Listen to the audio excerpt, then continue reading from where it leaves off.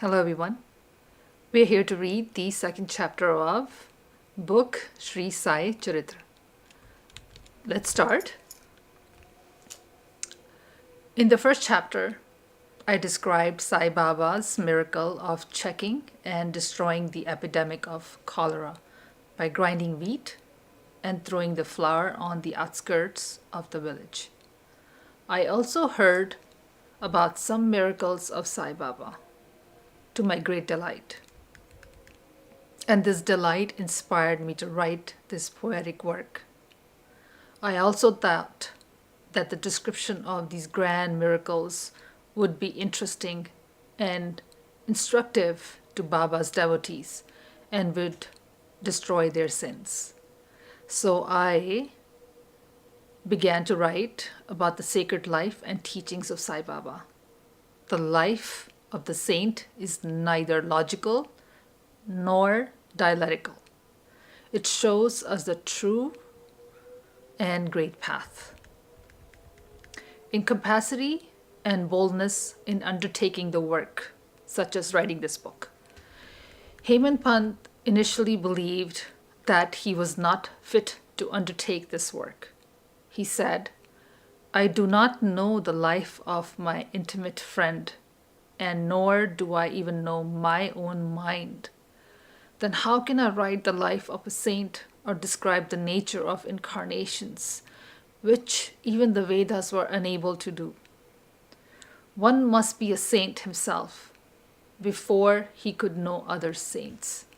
Then how can I describe their glory?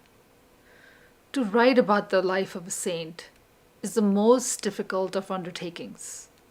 One may as well measure the depth of the water of the seven seas or enclose the sky with cloth. I knew that this was the most venturous of undertaking and that it might expose me to ridicule. I therefore invoked Sai Baba's grace." The most famous poet saint of Maharashtra, Sri Jnaneshwar Maharaj, had stated that the Lord loves those who write about the lives of saints. The saints who have a peculiar method of getting the service which the devotees long for, successfully accomplished. The saints inspire the work and the devotees become merely an indirect cause or instrument to achieve this end. For instance, in 1700 Shakahir, the poet Mahipati inspired to write about the lives of saints. Saints inspired him and got the work done. Similarly, in the year 1800 Shakahir, Das Ganu's service was accepted. The latter wrote 4 works: Bhakya Vijaya, Santa Vijaya, Bhakta Leela Amrita, and Santa Kantamrit. In chapter 31, 32, and 33 of the Bhakta Leela Amrit, and in the chapter 57 of the Santa Kantamrit, the sweet life and teachings of Sai Baba are very well depicted. They have separately been published in the Sai Leela magazine. The readers are requested to read these chapters. Sai Baba's wonderful Leelas are also described in a small book named Shri Sai Nath Bhajana Mala by Mrs. Savitri Bai Raghunath Tendulkar of Bandra. Das Ganu Maharaj has also composed various sweet poems on Sai Baba. A devotee named Amidas Bhavani Mehta has also published some theories about Baba in Gujarati. A few editions of the Sainath Prabha, a magazine produced by Dakshina Bhiksha Sansthan of Shirdi, have also been published. Then one might ask the question, since so many works regarding Sai Baba exist, why should this Sai Satcharitra be written, and what is it what is its necessity? The answer is plain and simple. The life of Sai Baba's is as wide and deep as the infinite ocean, and everyone can dive deep into it and take out precious gems of knowledge and devotion and distribute them to the aspiring public. The stories, parables, and teachings of Sai Baba are indeed wonderful. They will give peace and happiness to people who are afflicted with sorrows and heavily loaded with the misery of this worldly existence, and will also bestow knowledge and wisdom both in the worldly and spiritual domains. If these teachings of Sai Baba, which are as interesting and instructive as Vedic lore, are listened to and meditated upon, the devotees will get what they long for: union with Brahman, mastery in Eightfold Yoga, bliss of meditation, etc. So I thought that I should compile these stories, and thus what would be my best service? And that would be my best service, I'm sorry. This collection would be very delightful to those simple souls whose eyes were not blessed with Sai Baba's darshan. So I set about collecting Sai Baba's teachings and expressions, the outcomes of his boundless and natural self-realization. It was Sai Baba who inspired me in this matter. In fact, I surrendered my ego at his feet, thought that my path was clear and that he would make me quite happy here and in the next world. I could not myself ask Sai Baba to give me permission for this work. So I requested Mr. Madhav Rao Deshpande, alias Shama, Baba's most intimate devotee, to speak to him for me. He pleaded for my cause and said to Sai Baba, "This Anna Sahib wishes to write your biography. So don't say that you are a poor, begging fakir and that there is no need to write it.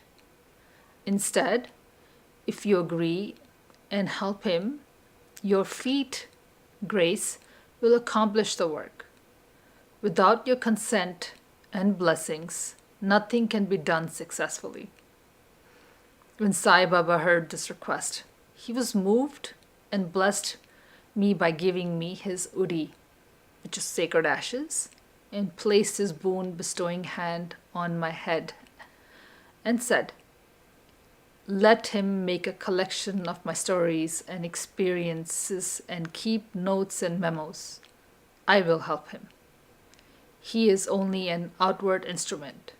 I shall myself write my autobiography and satisfy the wishes of my devotees. He should get rid of his ego and surrender it at my feet. He who acts like this in life, him I help the most. And about my life stories, I serve him in his house in all possible ways. When his ego is completely annihilated and no trace of it remains, I myself shall enter into him and shall write about my own life. Hearing my stories and teachings will create faith in devotees' hearts, and they will easily get self-realization and bliss. Let there be no instance on establishing one's own view, no attempt or refute others' opinion, and no discussions of pros and cons of any subject." The word discussion reminded me of my promise to explain the story behind my receiving the title of Hemant Pant. And now I shall relate the story. I was very friendly with Kaka Sahib Dikshit and Nana Sahib Chandorkar. They pressed me to go to Shirdi and receive Baba's darshan, and I promised them to do so. But something happened meanwhile which prevented me from going to Shirdi. The son of a friend fell ill. My friend tried all possible means, physical and spiritual, but the fever would not abate. At length he got his guru to sit by his side of his son's bed. But this too was no avail. Hearing this, I thought to myself, what is the utility of the guru if he could not save my friend's son? If the guru can't do anything for us, why should I go to Shirdi at all? Thinking in this way, I postponed my Shirdi trip. But the inevitable must happen, and it happened in my case as follows. Mr. Nana Sahib Chandorkar was going on tour to Basin. From Thana, he came to Dadar and was waiting for a train bound for Basin. In the meanwhile, the Bandra local train arrived. He sat in it and came to Bandra, sent for me and took me to task for putting off my Shirdi trip. Nana's argument in favor of my Shirdi trip was convincing and delightful, and so I decided to start for Shirdi the same night. I packed my luggage and started for Shirdi. I planned to go to Dadar and from there to catch the train from Manmad. And so I booked myself a ticket to Dadar and sat in the train. As the train was about to start, a Muslim man came hastily to my compartment and, seeing all my paraphernalia, asked me where I was going. I told him my plan. He then suggested that I should go straight to Boribundar and not get down at Dadar, for the Manmad mail did not stop at Dadar at all. If this little miracle had not happened, I would not have reached Shirdi the next day before 10 a.m. Kaka Dikshit was waiting for me. This was in 1910, and there was only one place, Satiswada, for lodging pilgrims devotees. After alighting from the Tanga, a small horse-drawn carriage, I was anxious to receive darshan when the great devotee Tatya Sahib Nulkar returned from the masjid. He said that Sai Baba was at the corner of the Vada, and then I should first receive Baba's preliminary darshan and then, after a bath, see him at leisure. Hearing this, I ran and prostrated before Baba, and my joy knew no bounds. I found more than what Nana Chandorkar had told me about. All my senses were satisfied, and I forgot thirst and hunger. The moment I touched Sai Baba's feet, I began a new lease of life.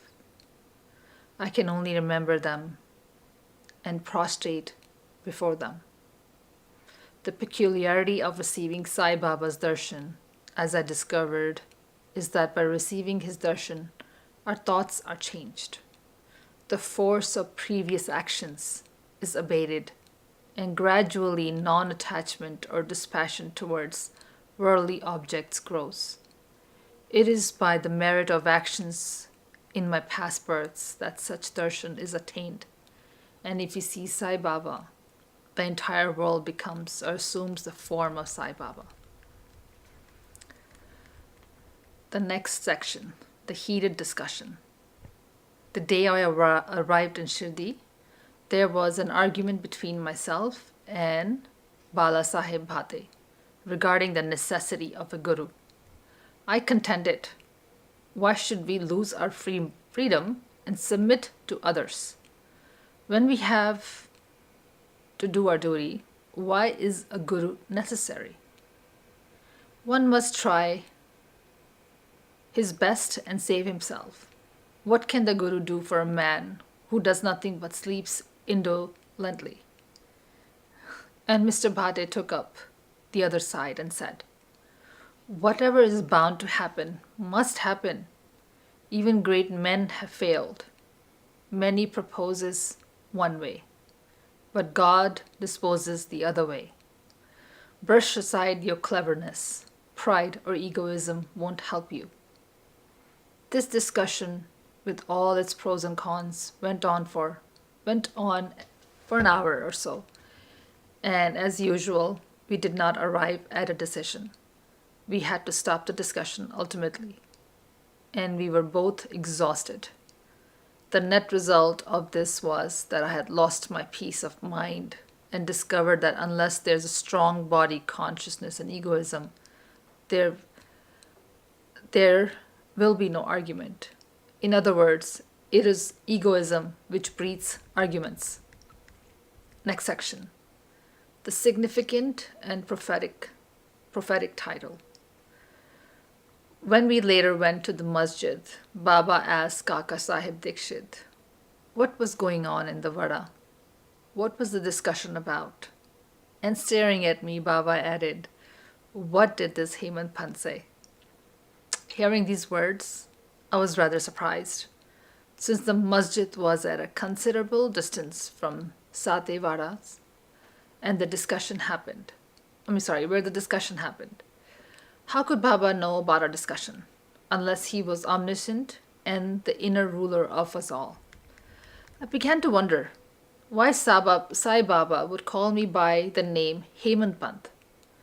This world is a shortened version of the name Hemadri Pant. Hemadri Pant was well-known minister of the kings Mahadev and Ramdev of Devgiri, of the Yadav dynasty.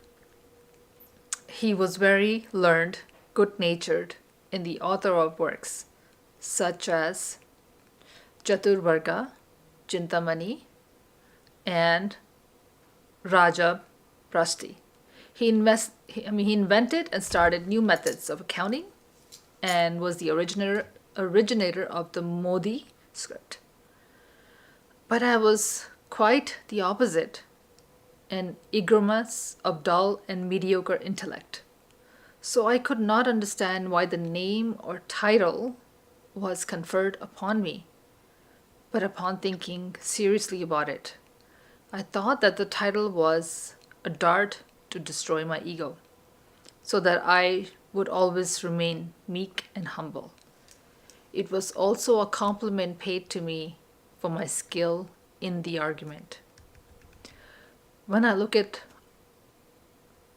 things in retrospect, we know that Baba's calling Mr. Dabolkar by the name Hemant Pant was significant and prophetic.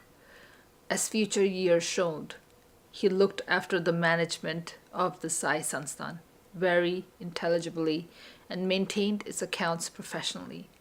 He was also the author of such a book, the Sai Satcharitra, which deals with important spiritual subjects such as jnana, bhakti, dispassion, self-surrender, and self-realization. Next section, about the necessity of a guru. Hemant Pant has left no note or memo about what Baba said regarding on the subject, but Kaka Sahib Dikshit has published his notes regarding this matter. The day after Hemant Pant's first meeting with Sai Baba, Kaka Sahib went to Baba and asked whether he should leave Shirdi. Baba said, "Yes." Then someone asked, "Baba, where should he go?" Baba replied, "High up." Then the man asked, "How is the way that leads there?" Baba said, "There are many ways leading there. There's one way from here too. The way that begins here is difficult. There are tigers and wolves in the jungle on the way." Kaka Sahib then asked, "But Baba, what if we take a guide with us?" Baba answered, "Then there is no difficulty. The guide will take you straight to your destination, avoiding wolves, tigers, and ditches on the way. If there is no guide, there is a danger of you being lost in the jungle or falling into ditches." Mr. Dabolkar was present on this occasion, and he thought that this was the answer Baba gave to the question about whether a guru was necessary. Thus he took the hint that no discussion of the question whether man is free or bound is of any use in spiritual matters. On the contrary, real Paramatma is possible only as a result of the teachings of the Guru. This is illustrated by the examples of the great avatars like Rama and Krishna, who had to submit themselves to their gurus, Vashishta and Sandipani, respectively, to attain self-realization. Therefore, the only virtues necessary for such progress are faith and patience. Bow to Sri Sai. Peace be to all. Thank you.